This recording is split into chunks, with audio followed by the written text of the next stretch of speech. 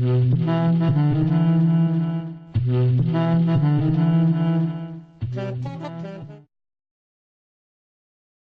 talked a little bit about some of the characteristics that you think make students into good entrepreneurs.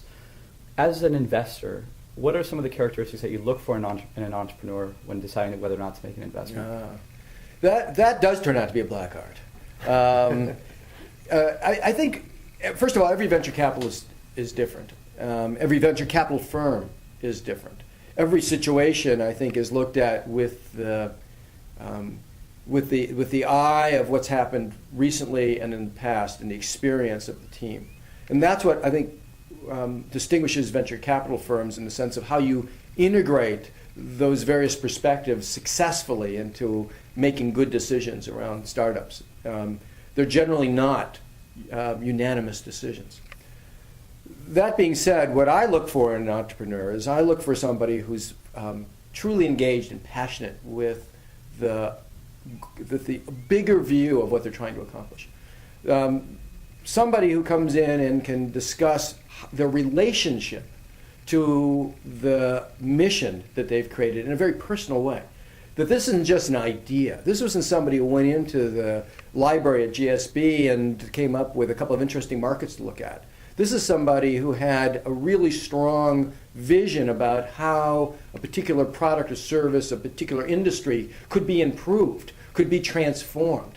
I'm adhered to the Schumpeter view of entrepreneurship, which is creative destruction. It is about finding something to kill in order to create something new. And seeing that sort of tenacity and aggressiveness in an entrepreneur around an idea, and their attachment to that idea in a truly personal way, and their passion and energy around that idea, is very important for me in determining who has the right stuff to be a successful entrepreneur and who doesn't. Very often we see entrepreneurs who come in who have done very fine analytical work in a particular area or a particular opportunity that exposes that opportunity and the potential, but we don't see their attachment to that idea. That idea is purely intellectual. That can work, but by and large, that isn't the reactor from which great entrepreneurship comes.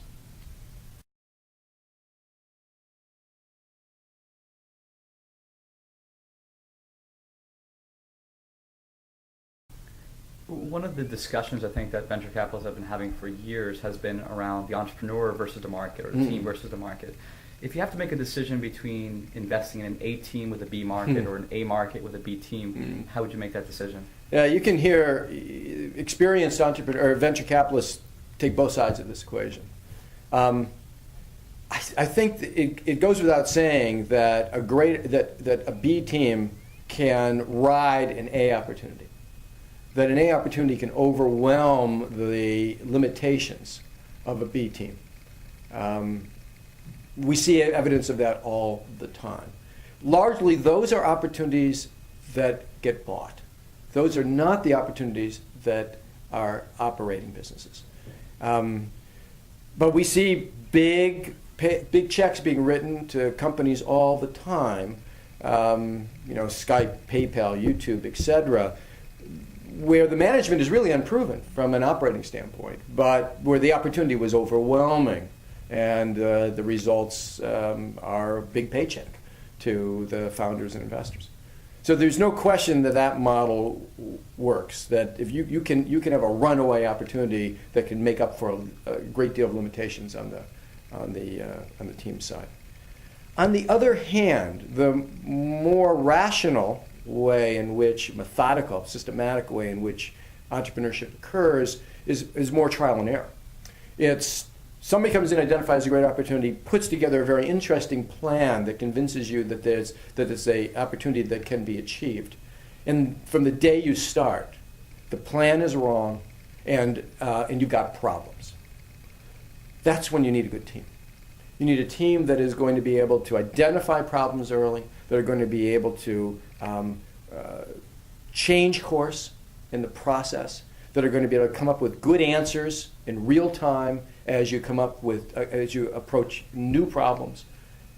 And that's, to me, when a great team can overwhelm a B opportunity to make it into an A opportunity.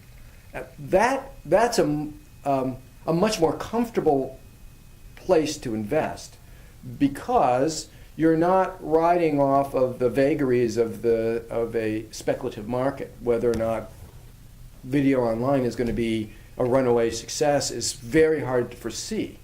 But whether or not there's an opportunity in video that a group of smart entrepreneurs may be able to address through course correcting over time, if they have the right resources and the right guidance, that's doing the hard work. And hard work is something I feel a lot more comfortable with than guessing.